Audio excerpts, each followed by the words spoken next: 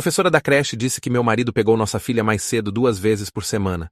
Acabei de descobrir o que ele estava fazendo com ela. Olhei para ela em total confusão porque ele nunca chegava em casa com nossa filha antes das 17h30. Tem certeza? Perguntei. A professora pegou sua lista de presença e me mostrou 8 semanas de buscas, das quais eu não sabia nada. Saí da creche e sentei no meu carro. Procurei no Google o número do escritório do Roberto, ligando diretamente para o departamento dele. Seu colega riu quando perguntei pelo Roberto, dizendo que ele só trabalhava nas manhãs de terças e quintas há meses. Liguei fingindo estar doente no trabalho e dirigi para casa, vasculhei as coisas dele e encontrei recibos de lojas que não reconhecia, cobranças em restaurantes durante horários que supostamente estava trabalhando. Almoço de terça no Chuck E. Cheese, quinta à tarde na Build-A-Bear, lugares onde se leva uma criança. Sophie tinha cantado ultimamente essa música sobre Mamãe Carla e Irmãozinho, que pensei ser de desenhos animados. Reconheci o nome da rua do diretório da empresa do Roberto, como onde Carla morava, a nova gerente de marketing. Quando Roberto chegou em casa, tinha tudo espalhado pela mesa da cozinha e disse que sabia das buscas. Ele nem tentou negar. Apenas se sentou e admitiu que estava levando Sophie ao apartamento da Carla 2 vezes por semana há 2 meses. Enquanto pensava que nossa filha estava na creche, ela estava na casa de outra mulher brincando de casinha. Carla havia montado um quarto rosa só para Sophie, comprado roupas e brinquedos para ela, ensinado nossa filha de 3 anos a chamá-la de Mamãe Carla. Mas era pior que um caso, porque Carla estava grávida de 4 meses do bebê do Roberto. O timing me deixou doente, porque 4 meses atrás eu estava no meio de tratamentos de fertilização in vitro, nos quais gastamos 20 mil euros.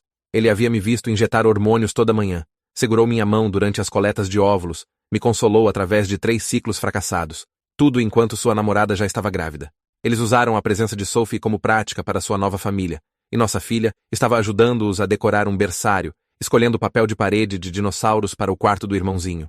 Roberto me mostrou fotos no telefone de Sophie no apartamento da Carla, almoçando comida que Carla fez, cochilando na cama rosa, brincando com brinquedos que nunca vi. 32 dias ao longo de 2 meses, onde minha filha criava vínculos com minha substituta, enquanto eu trabalhava para nos sustentar. Eles matricularam Sophie numa escola Montessori, perto do apartamento da Carla sem me contar. Fizeram uma visita juntos como uma família real. O contrato da Carla venceria no mês seguinte, e eles já fizeram uma oferta numa casa com quarto para Sophie, berçário para o bebê e quarto principal para eles. Sophie perguntou se podia morar lá. Roberto disse que ela quer estar com o bebê. A crueldade de virar minha filha contra mim, dando-lhe um irmão através de outra mulher, era impressionante. Enquanto chorava por testes de gravidez negativos, Carla levava Sophie às consultas pré-natais, deixava-a ouvir os batimentos do bebê, tornando-a cúmplice dessa traição. Roberto puxou uma pasta com e-mails para um advogado de divórcio de 3 semanas atrás, onde perguntava sobre custódia e estabelecer Carla como cuidadora existente. O padrão terça-quinta não era aleatório, mas documentação estratégica para o tribunal. Cada busca foi registrada, cada recibo guardado, cada foto com timestamp para mostrar Carla como presença materna consistente na vida de Sophie. Ela é melhor mãe que você, Roberto disse friamente. Sophie não tem birras com ela, come vegetais de verdade, vai para a cama sem chorar. Cada luta normal de criação que tive foi usada como arma contra mim. Minha própria mãe sabia há 1 mês porque Roberto precisava de alguém para ajudar com as buscas quando tinha reuniões reais. Ela deixava Sophie no apartamento da Carla, conheceu a mulher me substituindo. Viu o berçário sendo construído para o neto que não era meu. Sua mãe concorda que isso é melhor, disse Roberto. Sophie precisa de estabilidade. 2 pais, 1 irmão, não sei lá o que é isso aqui. Gesticulou pela nossa pequena casa alugada, como se fosse prova do meu fracasso. Os papéis que assinei mês passado pensando serem do seguro dele, na verdade, me removiam dos financiamentos do carro, contas conjuntas. Tudo exceto as dívidas do cartão de crédito. Planejaram essa tomada da minha vida tão cuidadosamente que Sophie agora chorava quando tinha que sair da casa da Carla. Perguntava quando poderia voltar ao quarto rosa. Queria que mamãe Carla lesse histórias para dormir em vez de mim. Disse que não podia simplesmente roubar nossa filha, mas ambos sabíamos que já fazia exatamente isso há meses. Roberto pegou as chaves e foi para a porta, anunciando que ficaria na casa da Carla esta noite. Sophie vem comigo, disse casualmente. Acabei de contar para sua mãe que o jogo acabou, então ela disse que pegaria ela e levaria para a Carla. Minha própria mãe estava envolvida nessa traição, entregando minha filha nos braços de outra mulher. Ela concorda que Carla é mais estável, disse Roberto na porta. Sophie precisa de família real com 2 pais e irmão, não mãe solteira quebrada. Carla se muda semana que vem. Você deveria começar a procurar apartamento. Fiquei ali parada como estátua enquanto ele saía com sua mala de viagem, e pela janela, vi ele jogar o dinossauro de pelúcia favorito da Sophie no carro, o roxo, sem o qual ela não conseguia dormir. Minhas mãos tremiam tanto que mal conseguia segurar meu telefone quando me dei conta de que ele realmente ia levá-la esta noite, e minha própria mãe estava dirigindo até aqui agora para ajudá-lo. Peguei meu telefone e Procurei nos meus contatos aquela advogada que minha colega de trabalho Sarah mencionou mês passado, quando sua irmã passou pelo divórcio. Serena Ashworth atendeu mesmo sendo depois das 20 horas. E quando expliquei o que estava acontecendo agora mesmo, ela me disse para documentar tudo com fotos e anotações. Disse para gravar tudo que pudesse gravar legalmente e escrever cada coisa que Roberto havia admitido esta noite, enquanto ainda estava fresco. Comecei a tirar fotos de tudo que Roberto havia deixado espalhado pela mesa da cozinha. Todas as evidências dele levando Sophie para a Carla, os recibos e registros e e-mails para seu advogado de divórcio. Minhas mãos ainda tremiam, mas me forcei a fotografar cada página, cada recibo, certificando-me de que datas e horários estavam claros. Então ouvi o carro da minha mãe na entrada, e ela entrou sem bater como se fosse dona do lugar, evitando contato visual enquanto foi direto para o quarto da Sophie. Segui ela com meu telefone gravando, vendo ela arrumar a mala de dormir da Sophie com roupas e brinquedos, como se fosse totalmente normal. Quando perguntei como podia fazer isso comigo, ela continuou arrumando e disse que Carla era mais estável e era o melhor para Sophie. Disse que eu estava muito estressada do trabalho e da fertilização in vitro fracassada para ser boa mãe agora, que Sophie precisava de consistência e 2 pais que não ficassem brigando o tempo todo. Sophie saiu do quarto confusa e assustada, esfregando os olhos e perguntando por que vovó estava arrumando suas coisas no meio da hora de dormir. Minha mãe disse que ela ia ter uma dormida especial na casa nova do papai e mamãe Carla, e tive que morder a língua com força para não gritar a verdade sobre o que realmente estava acontecendo. Sophie começou a chorar que queria ficar comigo, esticando os braços para mim, mas minha mãe a pegou no colo e a carregou para a porta, dizendo que papai estava esperando. Segui elas lá fora, tentando confortar Sophie sem piorar as coisas, dizendo que a amava e a veria em breve, mesmo sem saber quando Roberto me deixaria vê-la de novo. Depois que dirigiram embora com Sophie chorando por mim no banco de trás, pressionando o rostinho contra a janela, voltei para dentro e fotografei tudo que Roberto havia deixado na mesa de novo de ângulos diferentes. Abri meu laptop e criei um novo documento, digitando cada detalhe que conseguia lembrar dos últimos 2 meses, enquanto a traição ainda estava queimando fresca na minha mente. Escrevi sobre o padrão terça-quinta, as buscas na creche que nunca soube, Roberto só trabalhando manhãs, minha mãe ajudando ele, o timing da gravidez da Carla com nossos tratamentos de fertilização in vitro. Documentei as músicas da Sophie sobre mamãe Carla e irmãozinho, o quarto rosa, a matrícula na escola Montessori, a casa para a qual fizeram oferta, tudo que Roberto jogou na minha cara esta noite. Fiquei acordada a noite toda organizando, tudo em pastas no meu computador, escaneando os recibos, organizando as listas da creche, salvando as capturas de tela que consegui pegar do telefone do Roberto antes dele ir. Fiz pastas para cada semana, cruzando datas com meu calendário de trabalho, para mostrar que estive no escritório enquanto Roberto levava Sophie ao apartamento da Carla. Pela manhã, tinha um arquivo abrangente, mostrando exatamente como planejaram tudo isso. Como sistemático e deliberado foi o plano para roubar minha filha.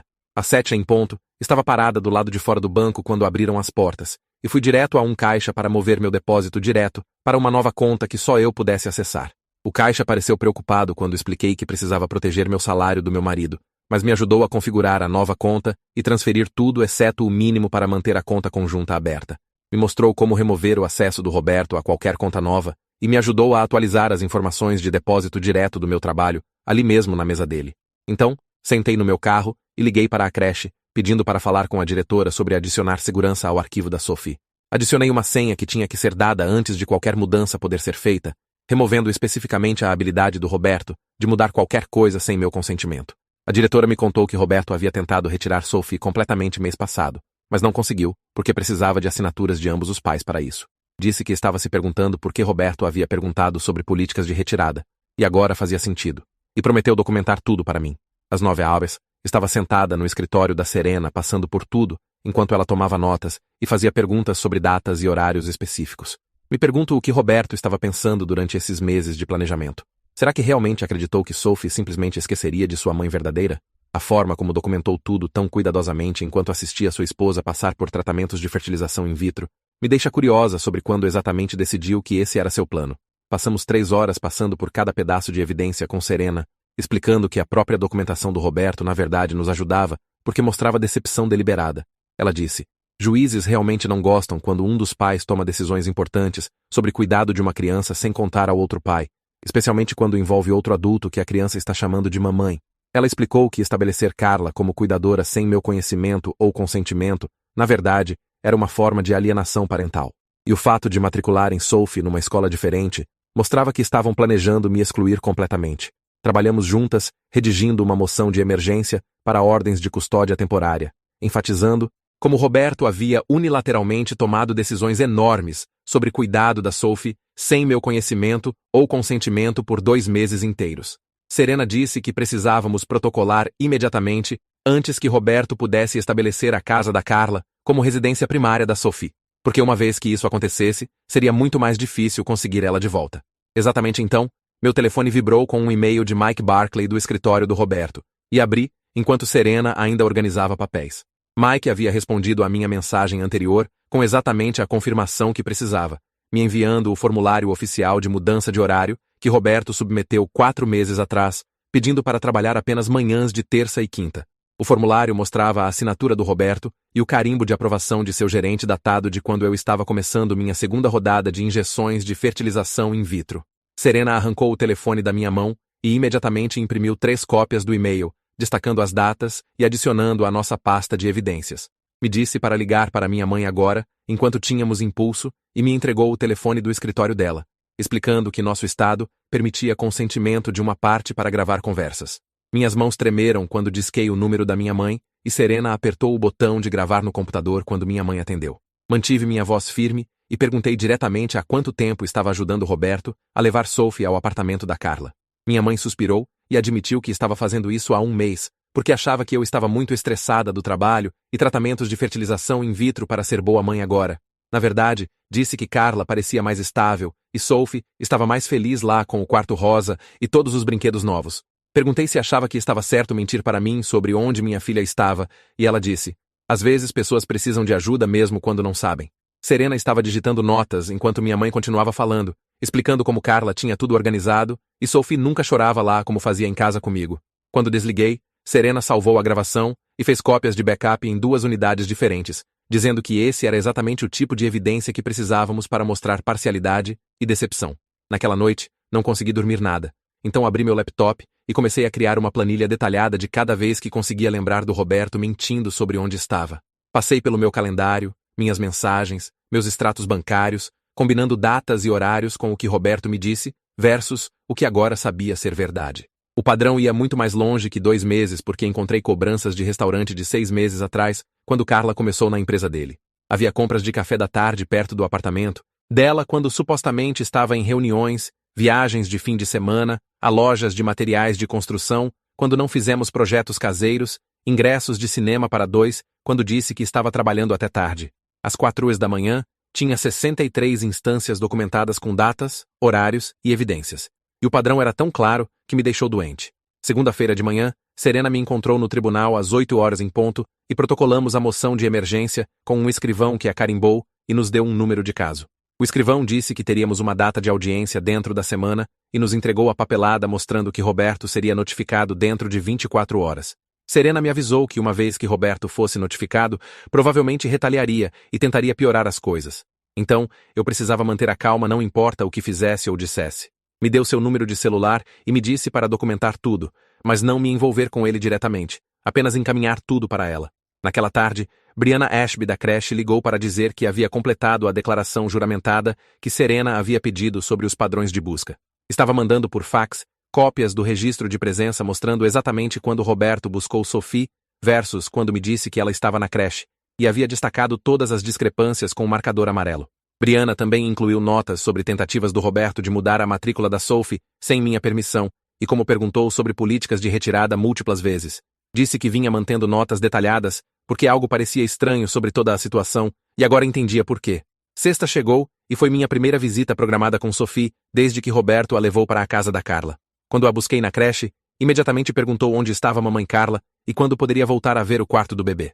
Continuou falando sobre o papel de parede de dinossauros e os brinquedos novos, e perguntando se podíamos ir lá em vez de ir para casa.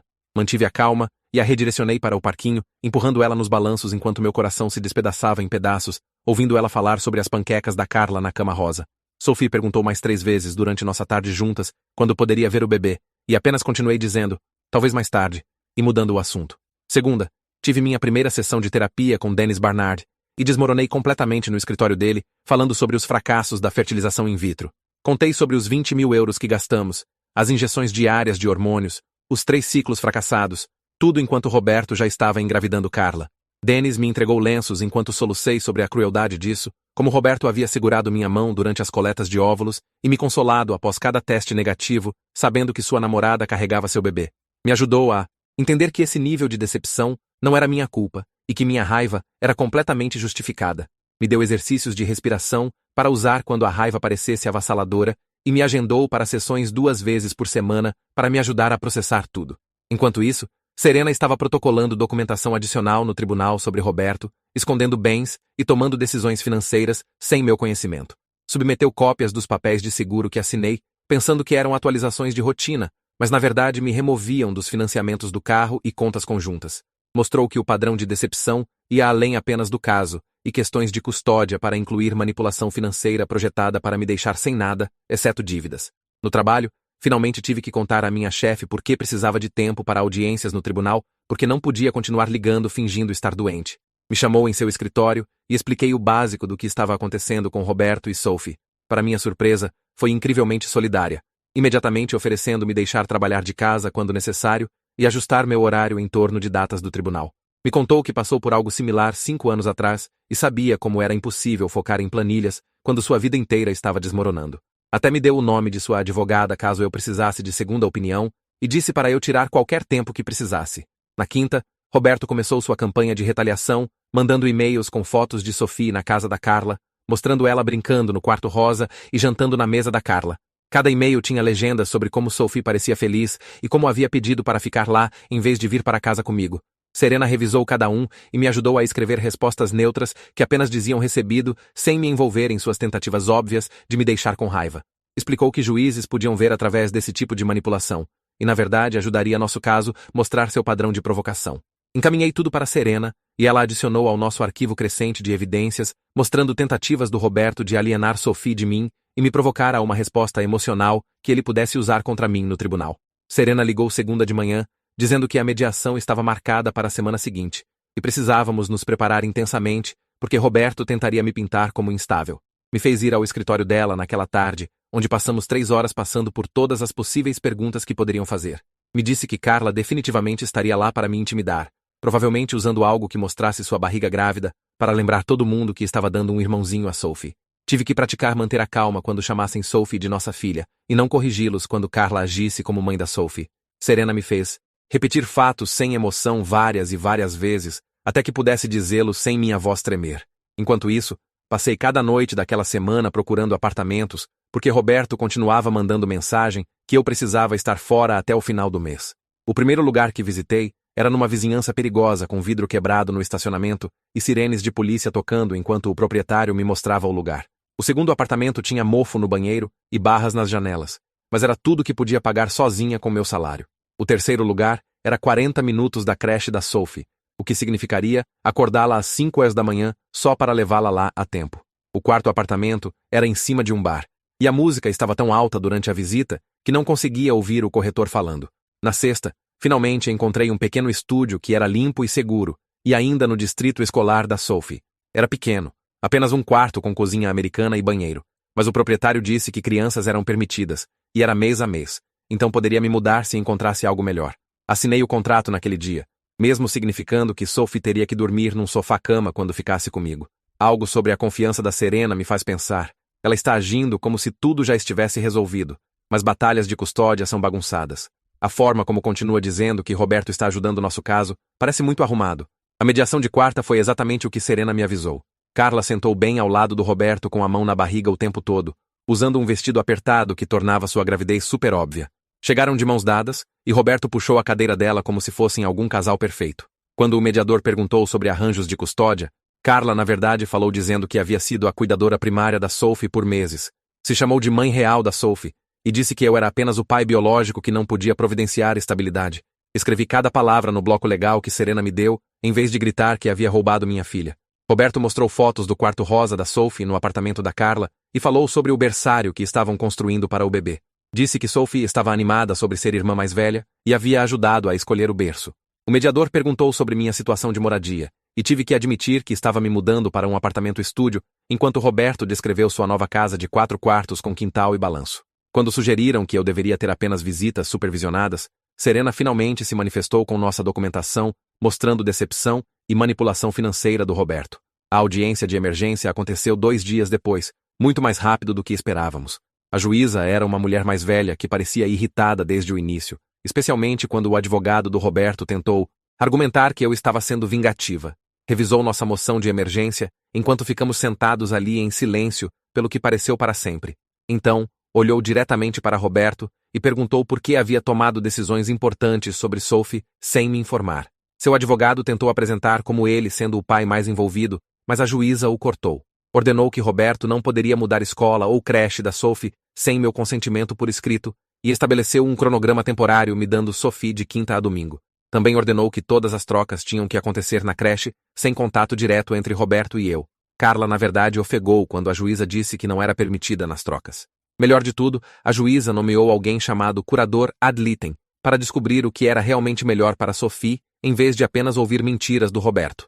Seu nome era Gabriele Appel, e estaria entrevistando todo mundo e fazendo recomendações ao tribunal. Pela primeira vez em semanas, senti que alguém poderia na verdade ver a verdade, em vez de apenas acreditar na história do Roberto sobre eu ser mãe inadequada.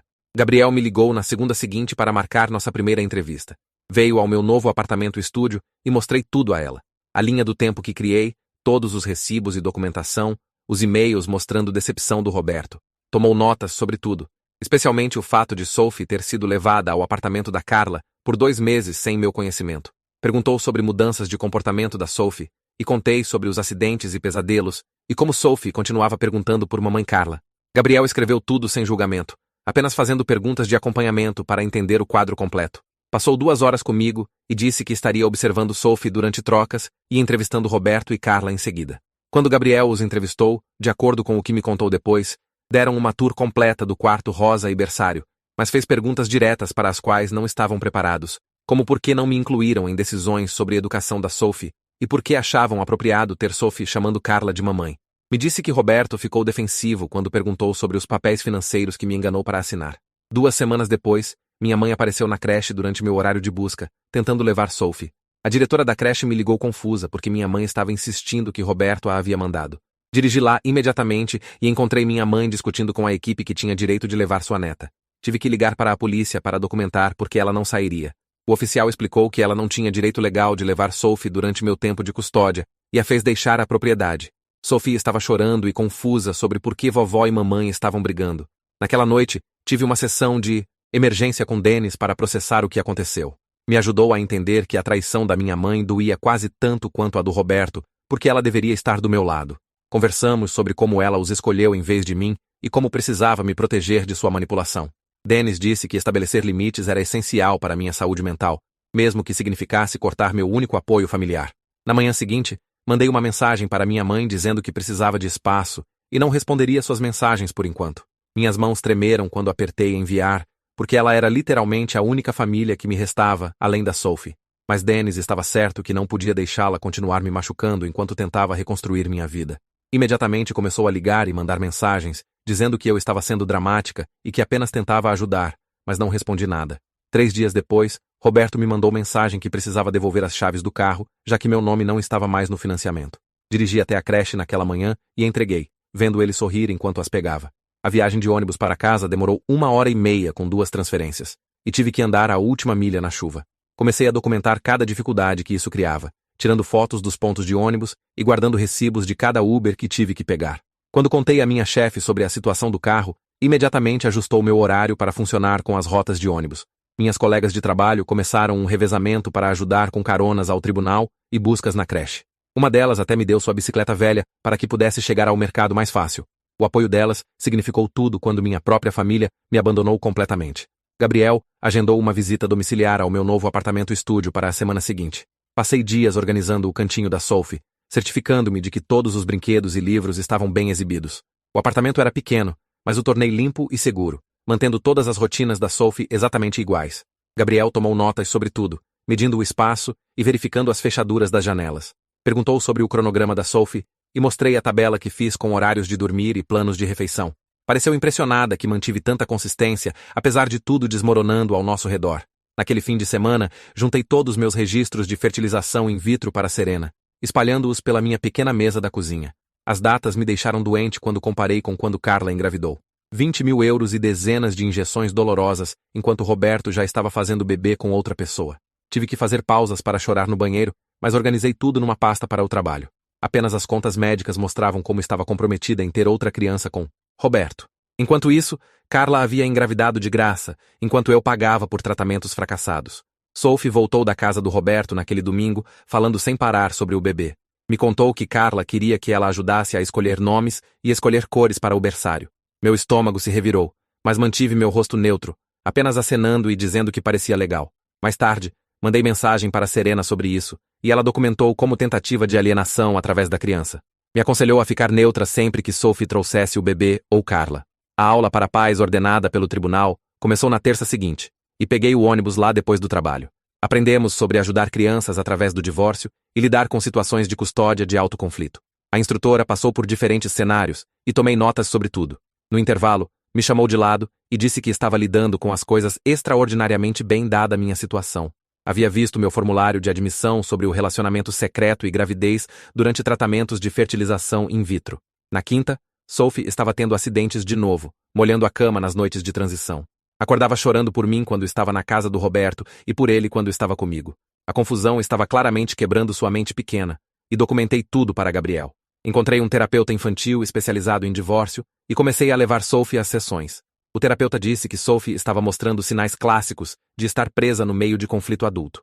Roberto protocolou uma moção contrária na semana seguinte, alegando que eu estava alienando Sophie da Carla e do bebê. Usou minhas respostas neutras às perguntas da Sophie como evidência de que estava sendo hostil. Serena disse que eram táticas padrão, e me ajudou a escrever respostas que mantinham limites, sem parecer zangada. Tínhamos que ser tão cuidadosas com cada palavra, já que tudo era examinado minuciosamente no tribunal. A juíza veria minha contenção como boa criação, em vez de alienação. Passei os próximos dias movendo todas minhas finanças completamente para longe do controle do Roberto. Abri novas contas bancárias num banco diferente e mudei meu depósito direto lá. Roberto protestou ao seu advogado que eu estava escondendo bens, mas estava apenas protegendo meu salário. Serena lembrou o tribunal que Roberto me removeu de todas nossas contas conjuntas sem meu conhecimento. A juíza concordou que eu tinha todo o direito de proteger minha renda após o que Roberto fez. 2 semanas depois, Gabriel submeteu suas recomendações provisórias ao tribunal. Apoiou manter o cronograma atual de custódia, mas enfatizou que Sophie não deveria ser pressionada a chamar Carla de qualquer forma de mamãe. Ler seu relatório pareceu validação de que a situação era completamente inapropriada. Escreveu que introduzir uma namorada grávida como figura materna enquanto os pais ainda eram casados era confuso para Sophie. Recomendou que Carla deveria ter contato limitado durante transições para reduzir confusão da Sophie. O relatório também notou que mantive moradia e rotinas estáveis apesar do tumulto. Roberto ficou furioso sobre as recomendações e mandou mensagens raivosas através do aplicativo de criação. Roberto, mostrando fotos do quarto da Sophie na casa da Carla, me deixa curiosa sobre quando exatamente montaram tudo isso. Sophie estava envolvida ou simplesmente criaram toda essa vida sem perguntar a ela? O timing de tudo aqui parece realmente calculado de alguma forma. Disse que Gabriele não entendia o vínculo especial deles e que Sophie amava Carla. Capturei tudo para Serena e não respondi às provocações dele. A instrutora da aula de criação havia nos ensinado que pessoas de alto conflito frequentemente tentam iscar reações para o tribunal. Não ia dar munição para ele usar contra mim. Os acidentes da Sophie pioraram ao longo do mês seguinte, acontecendo quase todo dia de transição. O terapeuta disse que era sua forma de expressar o estresse que não conseguia verbalizar. Começamos a usar um gráfico de sentimentos e Sophie apontaria para confusa e triste na maioria dos dias. Partia meu coração ver minha garotinha feliz, lutando com algo que não conseguia entender. Roberto me culpou pela regressão, mas o terapeuta documentou o que acontecia igualmente nas duas casas. O padrão mostrava claramente que estava relacionado a transições, não a qualquer pai especificamente. Encontrei o apartamento-estúdio 3 dias depois de olhar 12 lugares diferentes que eram muito caros ou em bairros onde não me sentia segura. O gerente da propriedade me entregou as chaves depois que assinei o contrato e paguei primeiro mês mais depósito, usando a maioria das minhas economias. Passei aquele fim de semana inteiro mudando as coisas da Sophie da casa, antes que Roberto pudesse reivindicá-las.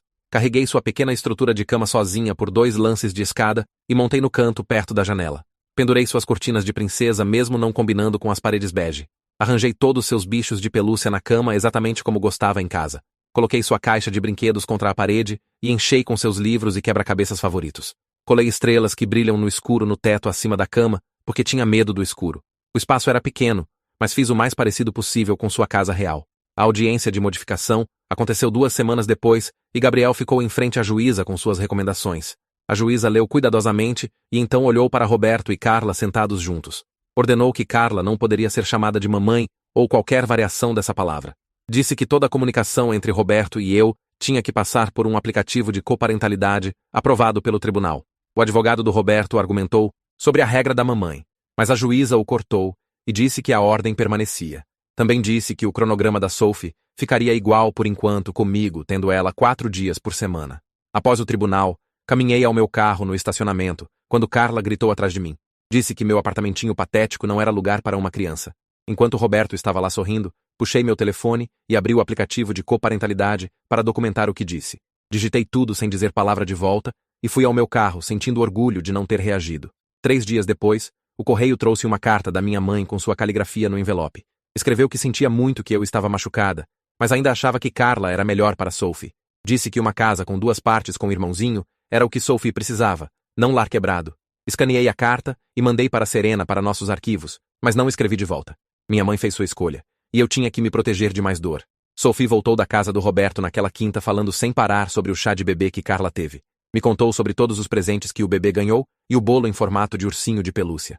Lembrei do que Dennis me ensinou a dizer e disse como era legal que o bebê tinha tudo o que precisava. Sophie me mostrou uma foto no telefone do Roberto dela, ajudando a abrir presentes. Sorri e disse que era boa ajudante, mesmo vê-la na sala da Carla cercada de coisas de bebê, me fazer querer gritar.